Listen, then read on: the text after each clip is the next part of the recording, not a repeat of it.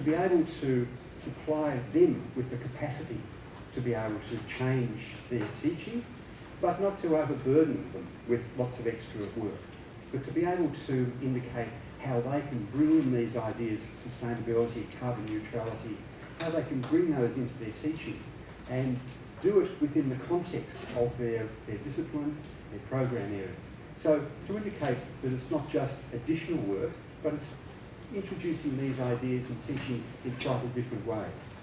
So not to threaten them, but to help them, support them. But also supporting them in terms of two things. The content, the knowledge about sustainability and climate change, but also the ways that we can teach about this to encourage the learning, the sorts of comments that were being made this morning about more exploratory approaches to education and engagement for people. And that's important for academics and staff to understand that and be part of that process so that they can then translate that onto their students. The next stage is translating all those ideas through the curriculum and particularly thinking about the pedagogy as well. Recognising that if we're talking about education for sustainability or sustainable development, we're talking about education which is about sustainability, so it's the content, information. It's also education that connects people, the students, to the issues, and it also has a values component to it, that we're wanting to promote, support and engage people in moving and changing for sustainable development principles. We also need to be then connecting the important areas of the theory associated with sustainable development, connecting that theory to practice. So talk about educational practice, the connection of theory to the application in the field. In other words, strictly linking the theory to the practical elements, the practical applications of the theory. And doing that in a way which is learner-centred. That's the buzzword, learner-centred, being able to help the students engage with the material, but doing that from a way in which builds on their understanding and builds on the recognition that most of our students already have an exceptionally good understanding of many things. Right from the word go, we are all absorbing understanding and ways of doing things. We have a lot of experience which we as individuals can bring to the classroom. Our students likewise bring a lot of this experience. So we can build on that learner-centred approach. The next factor that I think is incredibly important is the connection between the curriculum and the education that students are gaining and where they are gaining that education, the campus. So the idea of the campus as the learning laboratory, essentially making sure that the campus is also having an operational priority around waste management, energy management, all these sorts of things. And again, focus very much on the goals and principles of sustainable development. This is going to be essentially because we're wanting the students to engage with those activities around the campus to complement their education so that they are seeing the practice of sustainable development around their campus, and they're also going to be engaged with that practice through their studies, through projects, undertaking projects as part of their curriculum, undertaking internships for experiencing a variety of attributes and capabilities, and also for undertaking research, which is going to be of value to them as individuals and their own discipline areas, but also value back to the university. So the campus is the learning laboratory. Yesterday I spent quite some time talking about graduate capabilities, and again capabilities are one of those other key factors that we need to be bringing into this mix of things that are going to be important in sustainable development education. So as I mentioned yesterday, we're talking about capabilities which are essentially the outcomes or the objectives of our teaching, what we want our graduates, our students to take away from the university and being able to apply in their communities, in their private lives, and also in their employment positions. And again, yesterday I talked about the way in which employers are very clear about the sorts of capabilities that they are looking for. Things like critical thinking, teamwork, etc. And again, as I was saying yesterday, a lot of these things which are generally sought by employers are also the sorts of things that we are giving our students in our processes of education for sustainable development. So sustainability capabilities and general employment capabilities have a lot in common. The exception, though, I think, is that if we're talking about developing sustainability capabilities, is that we also need to recognise that the students are going to need the knowledge about sustainable development. They are also going to need to have an ethical position around sustainable development, and they are also going to need the confidence, the things that we can help them to show how they can engage in this process to, again, take the ideas of sustainable development through to their lives and their employment areas. The other area, the last factor, that's important, at least in an Australian context, and I suspect probably also in just about every other economy, is the role of professional associations, those associations which represent the different disciplines, different professions. And in many occasions, those professional associations have a major role in shaping the curriculum that goes on in universities. Because those professional associations work with universities in two ways. Principally, they work with individual disciplines, individual programs, to advise on the sorts of knowledge and capabilities that are going to be needed in the graduates. But also, those professional associations work with governments and universities more generally to talk about the sorts of employees, the sorts of areas of the economy that needs to be developed. So professional associations are going to be one of, in terms of sustainability education, a major player as well. So what I've tried to do here is not to provide you with so much of a model, but maybe a broad diagram to try and indicate the way in which those 7 areas, 7 factors if you like, are all involved. This diagram is not trying to say how they are involved, but simply to point out that these are factors that we're going to need to think about as part of the overall picture to bring about education sustainable development. In some particular universities, one might be more important. In others, there might be a couple of things which are going to really be important in helping to really bring about that change. But if we are looking at the real inclusion of education for sustainable development, we're probably going to have to work with all of those 7. That's going to be quite difficult. It's a challenge. And it becomes even more complicated if you start to, in a sense, subdivide some of these categories as well. So here's just a little bit of a game I had a couple of months ago to try and, in my own way, try and identify all the connections that I understood that were going to be important. Now, this is just my version, so my model, if you like, of the way I saw the things fitting together. I'm sure that you will all have your own individual models, but I suppose the important thing is, again, to be able to try and go through this sort of mapping exercise to be able to identify what are the things which are important in the situation that we have individually, and then to be able to say, okay, well, if one particular issue isn't important, then how do we work on that to make sure we come up with the final goal, which is then that our graduates are going out with those capabilities which are important for sustainable development. So I have very quickly gone through a very large area. I've probably confused you.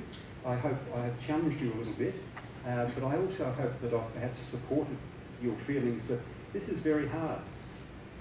It's not an easy task we're working with here. There are lots of things we need to think about. And in many respects also, it's not the responsibility of one individual or the next. I think the point that Professor Hopkins made this morning about the connections between the older academics here and the younger ones, those connections are going to be really important for us working together to try and look at all of those factors and bring about the sorts of change we're looking for. Thank you.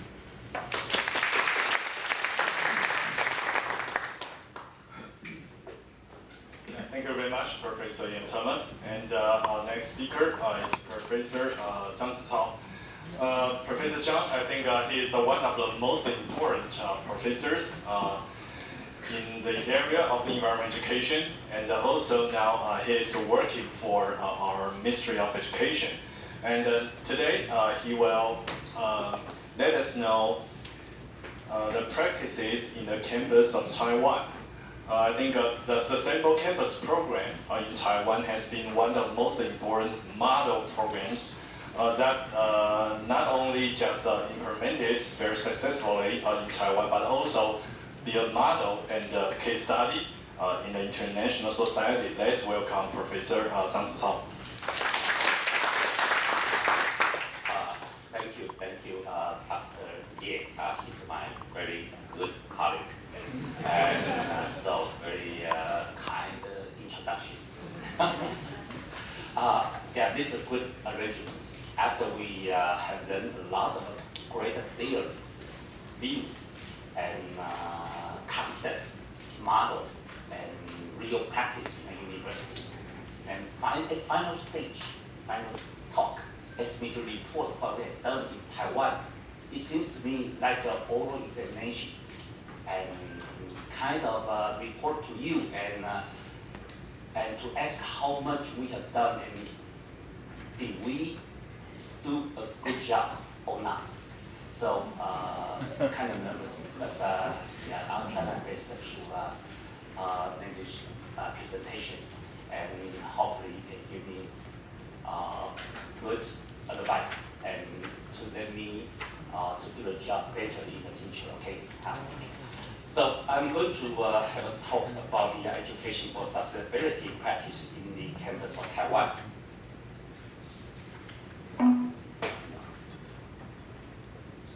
Okay, this is the outline of my talk, introduction, and I'm going to, after the introduction, I'm going to talk the 5 related projects to the education for sustainability.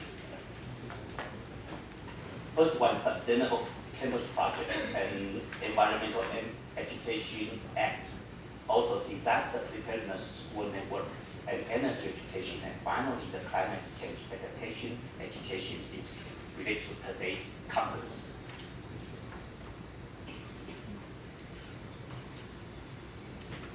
Introduction, 2 points. The first one, sustainable development is crucial for human survival in this climate. In the perspective of education, we implement ESD. I think we have to recognize the value, the importance of the SD, sustainable development, especially for the teachers. If they are not competent or they don't think it's quite important, then the education will not be successful because it's only teaching the concept, the knowledge, without any value, attitude, without any action. So that's the key point. When we implement this policy, first in our mind, we just try to make sure everybody understands, recognize the value, recognize the importance of this concept, sustainable development. And the second one, students should be educated with knowledge, value, and actions for sustainability. That's the basic goals for this education. We have to educate our students with the knowledge, value, and actions of sustainability. And to this one, and hopefully as a result, that cause the societal change and to save us old, aging people. Okay. So for the new generation, back this conference, this room, this is quite important.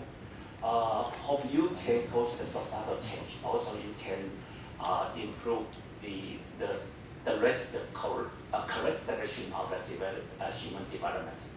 This is the 2 points I would like to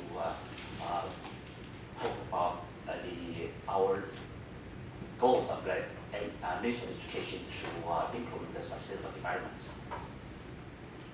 And the first one is a Taiwan Sustainable Campus Program.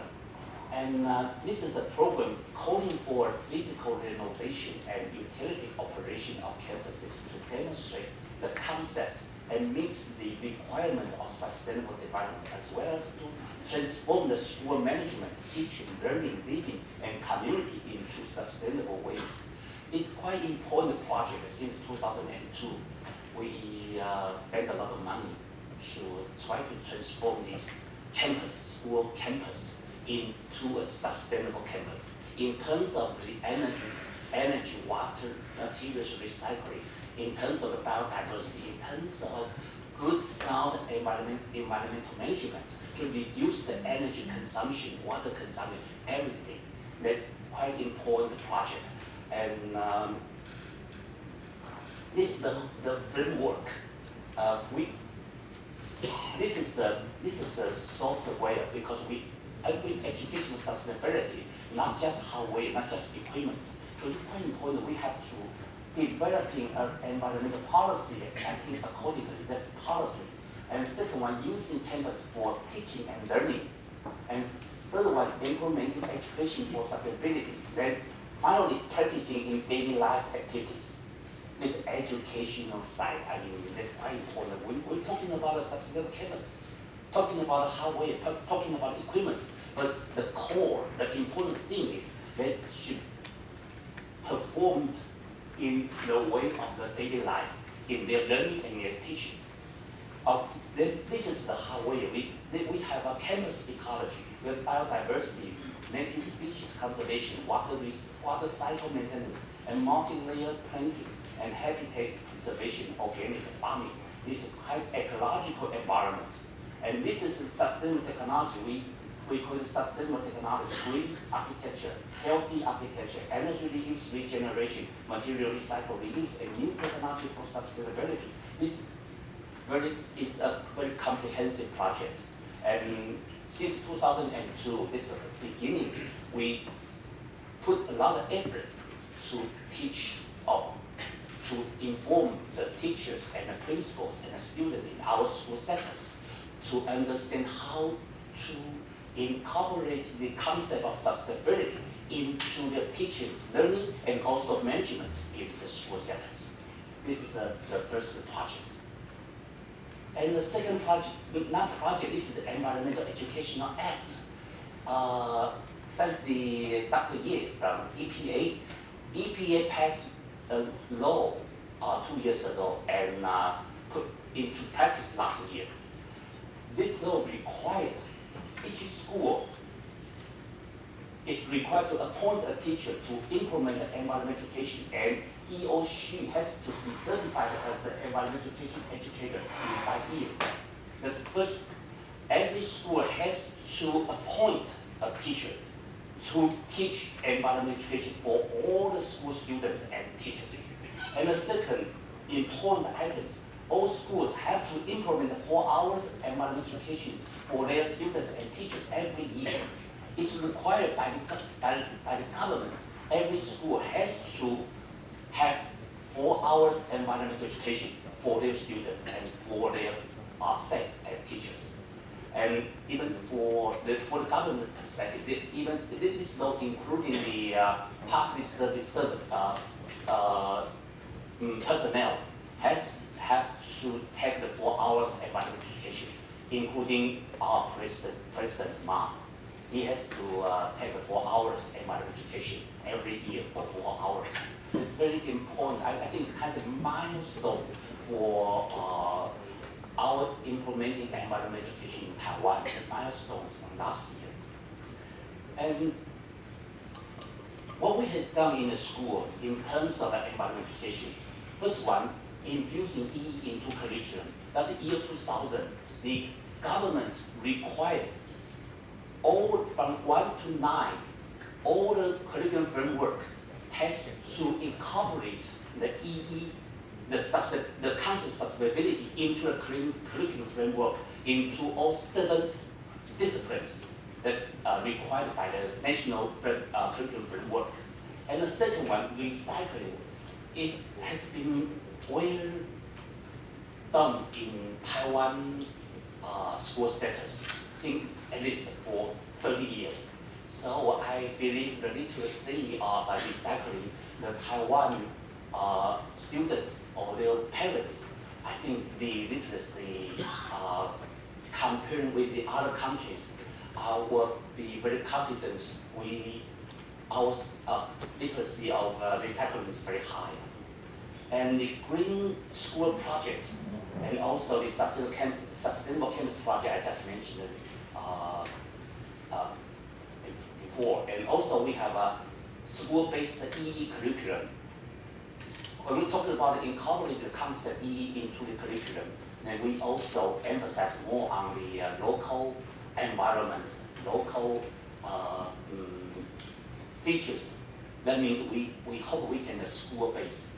This curriculum is just for your school, can express the features and the expertise from your teachers, the kind of nature resources in school-based. And also finally we have an energy school project. That's for the past few years, the climate change is an important issue. That means we have to reduce the energy consumption, also reduce the carbon emission.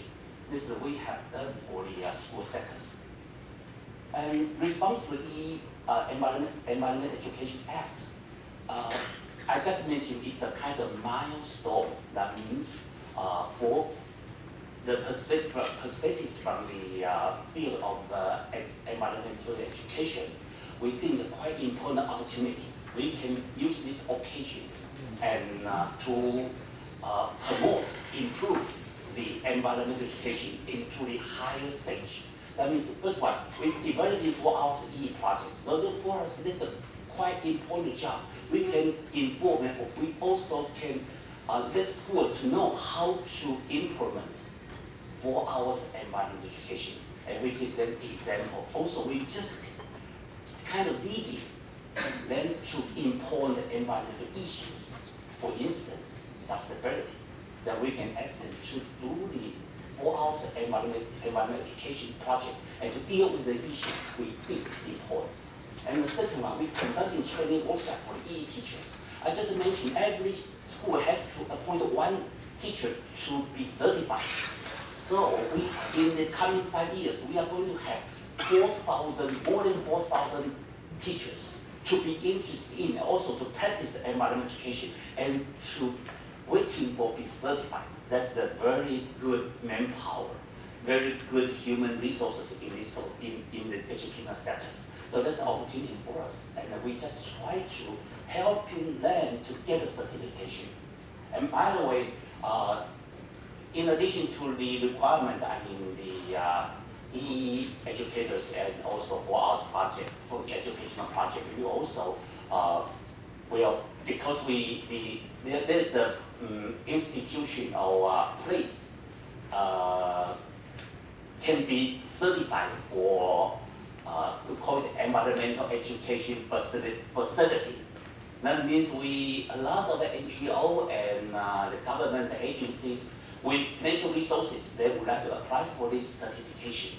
And this is another way we try to help them, and we can increase the outdoor education quality.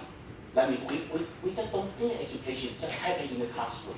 We would like to have education in the natural environment. If that's the case, that's our ideal can become true. That means we need more outdoor resources, outdoor learning centers, and that's for this project. This is our idea. We can raise the quality of outdoor education. This is our response to the EEA. And the other important project is we have a disaster preparedness education. And in Taiwan, quite a lot of natural disasters occurred in this island, so that we have to face this problem. So since 2003 to this year, we have gone through three stages of disaster preparedness education.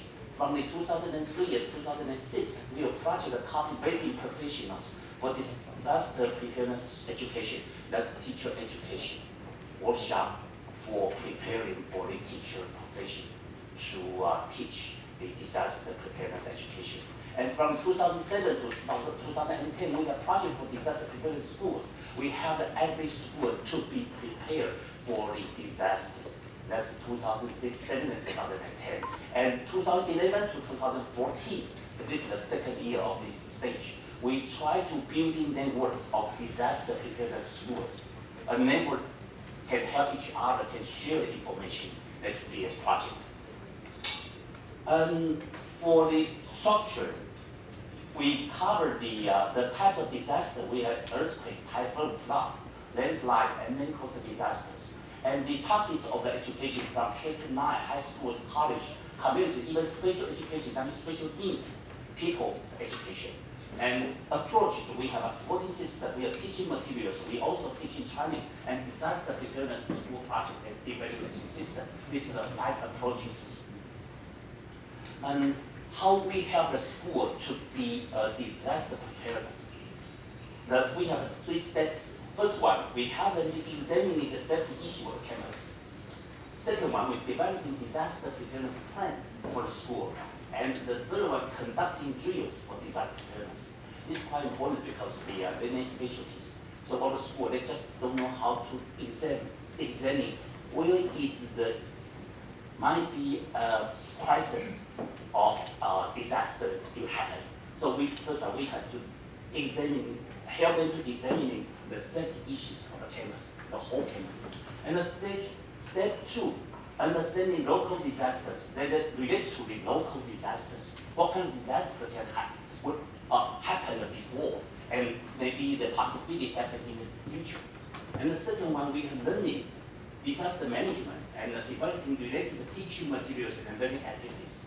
And then step 3, we're conducting disaster preparedness activities and also holding disaster preparedness education exhibition. In step 3, kind of sharing information. I'm happy to other people.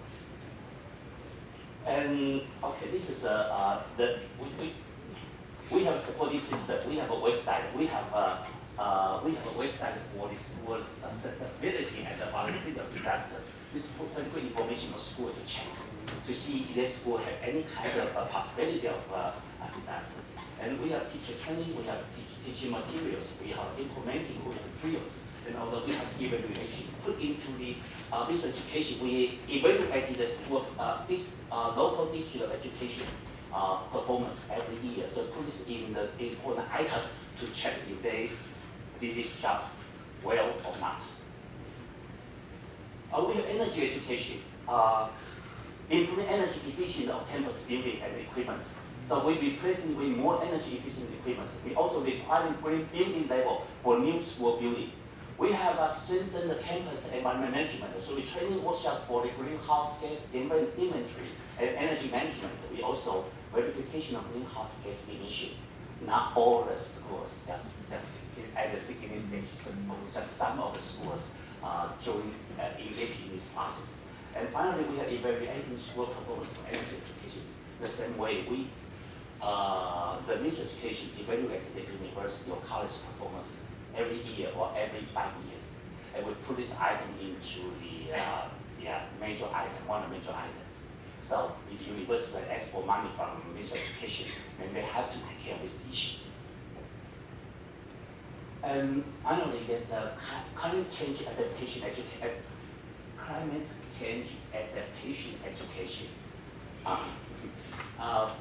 3 points. First one is incorporating the concept of climate change adaptation into school curriculum. We are going to funding this project. And we are going to, at the end of this year, we are going to from the primary schools to junior high and the high schools. And for the university, we have funded this project, encouraging colleges to offer general education for climate change adaptation, and supporting colleges to develop interdisciplinary programs of climate change adaptation. And this is for university, for college level. And this one is from the primary school, junior high, and high schools. That's the first step for this project, the climate change adaptation. And we just try to